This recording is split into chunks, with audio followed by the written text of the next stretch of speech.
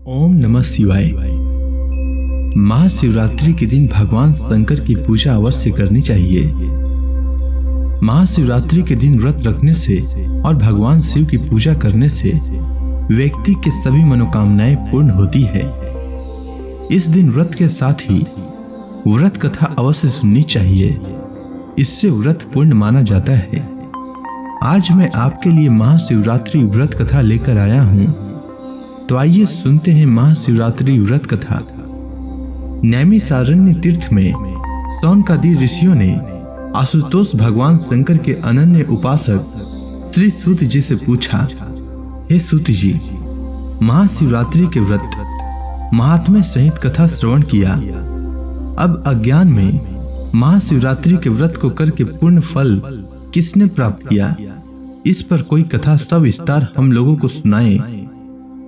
सूत जी ने कहा, विविध धातुओं से विचित्र वर्णमाला, अनेक वृक्षों से व्याप्त, विविध पुष्पों से सुशोभित, बाल सूर्य के समान देदीप्यमान, तप्त स्वर्ण के सदृश कांतिवान, मणि निर्मित सोपानों से युक्त कैलाश पर्वत के एक शिखर की चट्टान पर अत्यंत शांत भाव से भगवान शिव जी विराजमान थे। उनके हाथों में शूल, अंग में भस्म और सर्प शोभित हो रहे थे। उन्हें प्रमद आदि गुणों ने घेर रखा था और वे क्रीड़ा में तल्लीन थे। ऐसा उपयुक्त समय देखकर उनसे पार्वती जी ने पूछा, हे देवाधिदेव, आप सभी व्रतों में उत्तम व्रत को वर्णन करें। वैसे तो मैंने अनेक व्रत, दान एवं तप पुण्य किए हैं, परंतु फिर भी मेरा संदेह दूर नहीं हुआ है। आपसे आज मैं ऐसे व्रत को सुनना चाहती हूँ जो सभी व्रतों में श्रेष्ठ एवं मोक्षदायक है। शिव जी ने कहा, हे देवी, मैं तुम्हें सभी व्रतों में उत्तम एक गुप्त व्रत सुनाता हूँ। मैंने आज तक किसी से इस व्रत को नहीं कहा है। इस व्रत के प्रभाव से यमराज भी निकट आने का साहस नहीं करते हैं। फागुन मास के कृष्ण पक्ष की चतुर्दशी को शिवरात्रि नाम से जाना जाता है। इस दिन का किया हुआ व्रत इतना प्रभावशाली होता है कि प्राणी यमलोक को त्याग कर शिव लोक में प्रवेश पाता है। जीव हिंसक भील की कथा। किसी समय मलेच्छ देश में एक जीव हिंसक भील रहा करता था। वह भील जीव हिंसा के निमित्त सदा वनों एवं पहाड़ों के निकट भ्रमण किया करता था तथा अनेक प्रकार की हिंसा और चोर कर्म किया करता था। उसका शरीर पीन एवं काला था। वह हाथों में धनुष धारण करता, काला जामा पहनता तथा हाथ में गोह के चमड़े का मोजा बांधता था। कमर में तरकस रखता था। वह सदा बाघ, चीता, तेंदुआ, खरगोश, रीछ आदि पशुओं को मारकर अपने कुटुंब का भरण पोषण किया करता था। अनेक पक्षियों का भी वह वध कर डालता था। एक दिन इस भील के परिवार वालों ने भील से कहा, हे वंचर, आज कहीं से भी चोरी आदि किसी भी युक्ति से हमें खाने के लिए कुछ भक्ष्य पदार्थ लाकर दो। अपने कुटुंबियों द्वारा इस प्रकार की प्रार्थना सुनकर भील धनुष बाण लेकर मृग हिंसा के लिए जंगल में जाकर शिकार ढूंढने लगा।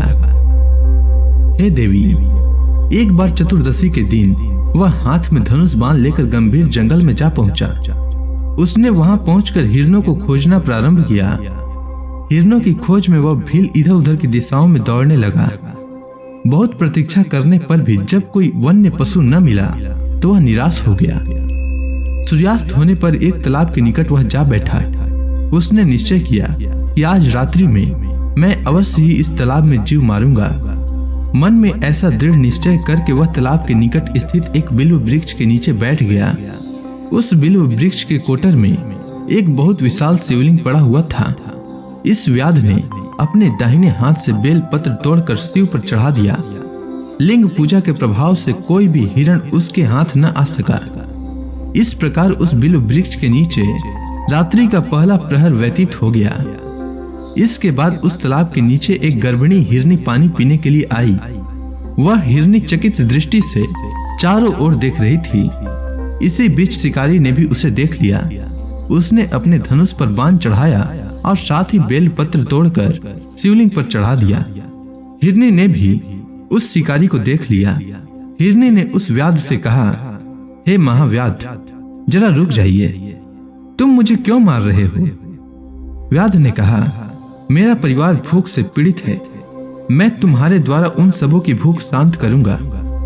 शिव जी ने कहा, हे देवी, एक प्रहर की पूजा के प्रभाव से उस व्याध का चतुर्थांश पाप दूर हो गया।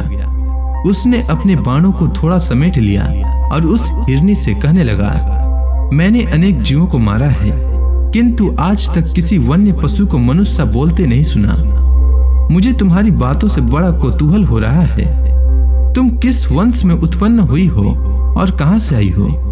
हिरनी ने उस व्याध से कहा, हे व्याध, मैं पूर्व जन्म में रंभा नामक इंद्रपुरी की अप्सरा थी। अत्यंत सुंदरी होने के कारण मेरे मन में बड़ा गर्व था। मैंने अपनी सुंदरता के बल से महादानव हिरणाक्ष को भी अपना पति बना लिया। मैंने उनके साथ बहुत काल तक भोग किया। दूसरे दिन जब मैं उनके साथ खेल रही थी, तभी शिव जी के सन्मुख तांडव नृत्य प्रारंभ हुआ। मेरे शिव जी के सामने पहुंचते ही शिव जी ने मुझसे पूछा, सच सच बता, तू कहाँ थी? नहीं तो मैं तुम्हें शाप देता हूँ। शाप की बात सुनकर मैंने कहा, हे देव, मैं घर पर एक दानव के साथ विहार कर रही थी। शिव जी मेरे बातों से क्रुद्ध हुए और बोले, तेरा प्रेमी हिरणाक्ष हिरण बनेगा और तू उसकी पत्नी। तुम 12 वर्ष से कुछ अधिक ही सुख से रहित रहेगी और पारस्परिक सुख के कारण ही तुम्हारे शाप का अंत होगा। जिस समय तेरे सामने व्याध आएगा, तब तुम्हें पूर्व जन्म का स्मरण होगा। वहां मेरे लिंग का दर्शन करने से तेरा छुटकारा होगा और तू अपने स्वरूप को प्राप्त हो जाएगी। हिरनी ने उस व्याध से कहा, शिव जी के शाप से मैं इस पृथ्वी पर हिरनी होकर घूम रही हूँ। मैं इस समय गर्भिणी हूँ, अतः मुझे न मारो। इसी रास्ते से एक दूसरी हिरनी आ रही है, तुम उसे मारकर अपने कुटुंब का भरण पोषण करना। मैं प्रसव करने के बाद कल आपके पास आ जाऊंगी, ऐसा मैं शपथ पूर्वक कहती हूँ। शिव जी ने कहा। उस हिरनी की बात से वह व्याध असमंजस में पड़ गया। फिर कुछ सोचकर उससे दूसरे दिन आने का वचन लेकर उसे छोड़ दिया। उस हिरनी ने व्याध के पास पुनः आने के लिए शपथ पूर्वक कहा, हे व्याध, जो द्विजवेद भ्रष्ट होकर संध्योपासन आदि कर्मों से रहित हो, दानी के बीच में विघ्न डालने वाला हो, जो दीपक से दीपक जलाता अथवा पैर से पैर धोता हो, जो अपने स्वामी मित्र बालक ब्राह्मण आदि का वध करता हो, जो सपत्नियों में द्वेष रखता हो, जो कृषक एक ही हल में 3 बैलों को चलाता हो, जो वेद निंदक हो, जो कुटुंब का पालन पोषण न करता हो, जो माता पिता में श्रद्धा न रखता हो, जो पर स्त्री गामी हो, इन सभी पातकों की भागिनी मैं बनूं, यदि अपनी प्रतिज्ञा पूरी न करूं। दूसरा प्रहर आने पर व्याध शिव शिव का उच्चारण करता रहा। उसे नींद नहीं आ रही थी। इसी बीच तालाब पर दूसरी हिरनी आई। शिकारी ने उस हिरनी को देखकर भी बेलपत्र चढ़ा दिया। तदंतर उस शिकारी ने धनुष पर बाण चढ़ा लिया। हिरनी ने उस शिकारी से पूछा, हे धनुषधारी, मैं जानना चाहती हूँ कि इस रास्ते से एक गर्भिणी हिरनी आई थी अथवा नहीं, आप सच सच बताएं। शिव जी ने कहा। उस हिरनी की बात सुनकर शिकारी चकित हो गया। उसकी बोली भी पहली हिरनी जैसी ही लगती थी। शिकारी ने कहा कि पहली हिरनी घर चली गई है, अब मैं तुझे मारकर अपनी भूख मिटाऊंगा। हिरनी ने कहा कि मैं इस समय कामातुर हूँ, विरह अनल से तप्त हूँ, तुम मुझे छोड़ दो। इसी रास्ते एक मृग आने वाला है, उसके द्वारा तुम्हारी तृप्ति हो सकेगी। शिव जी ने कहा। उस हिरनी ने भी पहली हिरनी की भांति ही शपथ दिया और वह शिकारी के चुंगल से मुक्त हो गई। वह हिरनी जल पीकर पलायित हो गई। व्याध उसी पेड़ के नीचे बैठा रहा। उसका तीसरा प्रहर भी समाप्त हो गया। उसने बेलपत्र तोड़कर शिव जी पर डाल दिया। इसके अनंतर उस व्याध ने एक विशालाक्ष हिरण देखा। वह अत्यंत हृष्ट पुष्ट और सुडौल आकार वाला था। उसको मारने के लिए व्याध ने धनुष पर बाण चढ़ा लिया। उधर उस शिकारी को हिरण ने भी देख लिया। वह अपने मन में सोचने लगा, आज मेरी मृत्यु अवश्य ही होगी। मेरी दोनों हिरनियों को इस व्याध ने अवश्य ही मार डाला होगा। स्त्री के बिना जीवन व्यर्थ है, क्योंकि पत्नी के बिना धर्म अनुष्ठान नहीं हो सकता और न तो सांसारिक सुख भोग ही किया जा सकता है। अतः उसने व्याध से पूछा, हे नरश्रेष्ठ, मैं आपसे एक बात पूछना चाहता हूँ, कृपया आप उसका ठीक ठीक उत्तर दें। इसी मार्ग से पहले 2 हिरनियां आ चुकी हैं, तो क्या आपने उन दोनों को मार डाला या वे अपने घर चली गईं? हिरन की बात सुनकर व्याध ने अपने मन में सोचा, यह कोई सामान्य हिरन नहीं हो सकता। ऐसा सोचकर उसने विस्मित होकर हिरन से पूछा, वे दोनों हिरनियां अपने घर चली गई हैं, किंतु तुम्हारी दूसरी रजस्वला स्त्री ने तुम्हें मुझे देने का वचन दिया है, अतः मैं तुझे किसी प्रकार भी नहीं छोड़ सकता। शिव जी ने कहा। व्याध की बात से वह हिरन भयभीत होकर उससे पूछने लगा, तुमने दोनों हिरनियों को क्यों छोड़ दिया? शिव जी ने कहा, व्याध के सन्मुख हिरनियों द्वारा किए गए शपथ को उस हिरन से व्याध ने कह सुनाया। मृग प्रसन्न होकर बोल उठा, हे व्याध, मेरी हिरनियों ने तुमसे जो शपथ किए हैं उन्हें मैं भी दोहराता हूँ, अतः तुम मुझे यहाँ मत मारो। मैं अपनी ऋतुमती स्त्री से संभोग कर तुम्हारे घर निसंदेह आ जाऊंगा। शिव जी ने कहा। उस मृग की बात सुनकर व्याध कहने लगा, तू मुझे बातों में फंसाकर धोखा देना चाहता है, अतः मैं तुझे कदापि नहीं छोड़ सकता। उसकी बात सुनकर मृग ने अपनी पत्नियों द्वारा प्रदत्त वचन को व्याध के सन्मुख पुनः दोहराया और कहा कि यदि मैं तुम्हारे पास न आऊं तो मेरा सभी सत्य नष्ट हो जाए। शिव जी ने कहा, अब तक उस व्याध के सभी कुलस नष्ट हो चुके थे, इसीलिए उसने मृग की बातों का विश्वास करके उसे छोड़ दिया। हिरन उस तालाब में जल पीकर जिस रास्ते वहां आया था, पुनः उसी मार्ग से वापस चला गया। उस समय तक प्रातः काल हो चुका था। बिल्व पत्र के नीचे से बाहर निकलते हुए शिकारी ने अनजाने ही बिल्व पत्र तोड़कर शिवलिंग पर डाल दिए। शिव पूजा के प्रभाव से उस शिकारी के संपूर्ण पाप विनष्ट हो चुके थे। भूखा रहने के कारण वह निराशा भरी दृष्टि से चारों ओर देखने लगा। इतने में ही बच्चों सहित वहां दूसरी हिरनी भी आ पहुंची।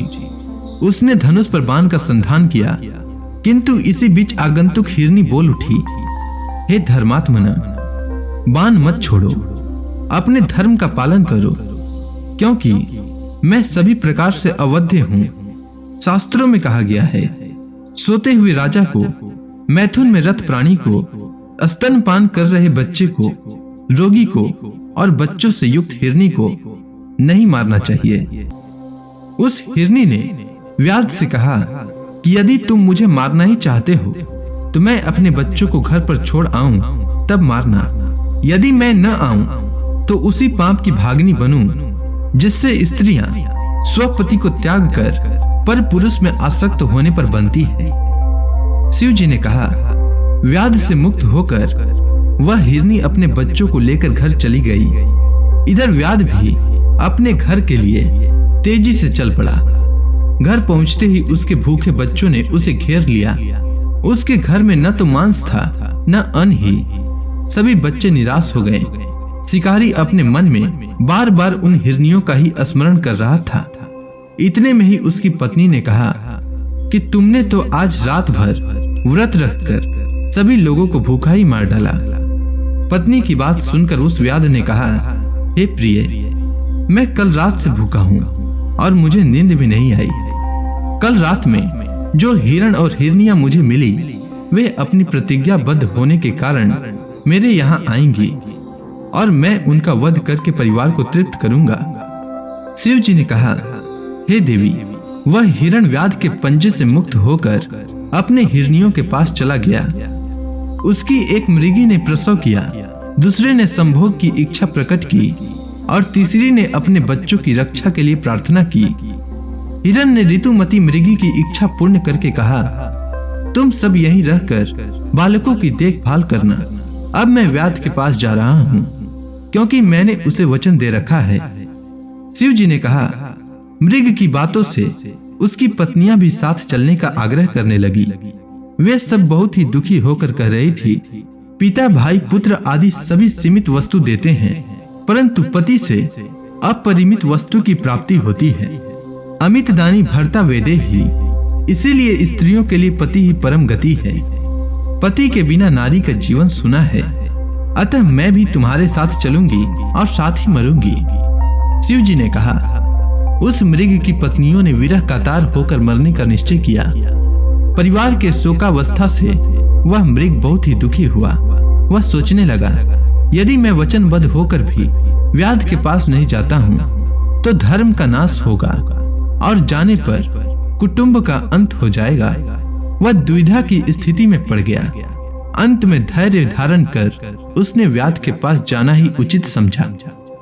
वह व्याध के आश्रम की ओर चल पड़ा।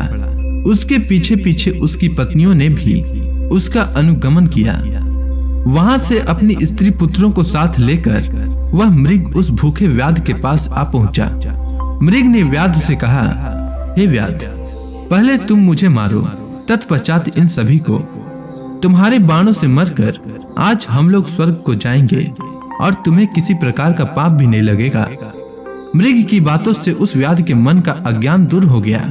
वह बोला, हे मृग, तुम अपने घर लौट जाओ। तुम्हारी सत्यता से मैं अत्यंत प्रसन्न हूँ। मुझे मांस नहीं चाहिए।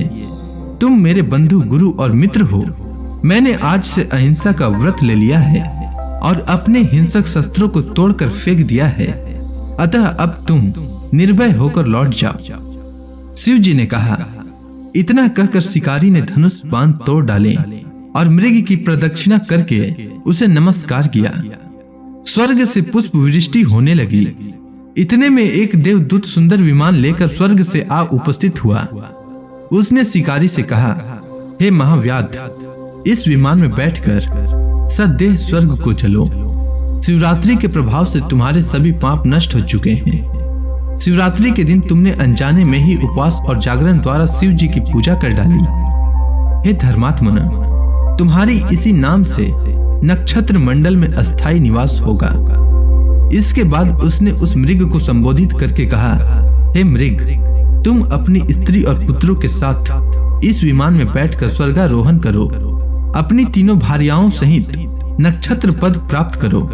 तुम्हारे नाम से ही वह नक्षत्र प्रसिद्ध होगा। शिव जी ने कहा। इतना सुनकर वे सभी विमान में बैठकर नक्षत्र लोक गए। आगे 2 हिरनियां, पीछे हिरण। इन तीनों ताराओं से युक्त मृग शीर्ष नक्षत्र हैं।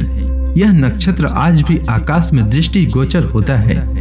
इसकी पीठ पर आर्द्रा नामक दूसरा नक्षत्र लगा है। शिव जी ने कहा, हे पार्वती, मैंने ऐसे महत्वपूर्ण शिवरात्रि व्रत का तुमसे वर्णन किया। यह व्रत शिवलोक की प्राप्ति कराने वाला है। इस व्रत के समान पाप नाशक और मोक्षदायक दूसरा व्रत नहीं है। तो इसी के साथ महाशिवरात्रि व्रत की कथा समाप्त होती है। अगर आपको यह कथा अच्छी लगी हो तो कमेंट सेक्शन में ओम नमः शिवाय लिखना न भूलें। धन्यवाद।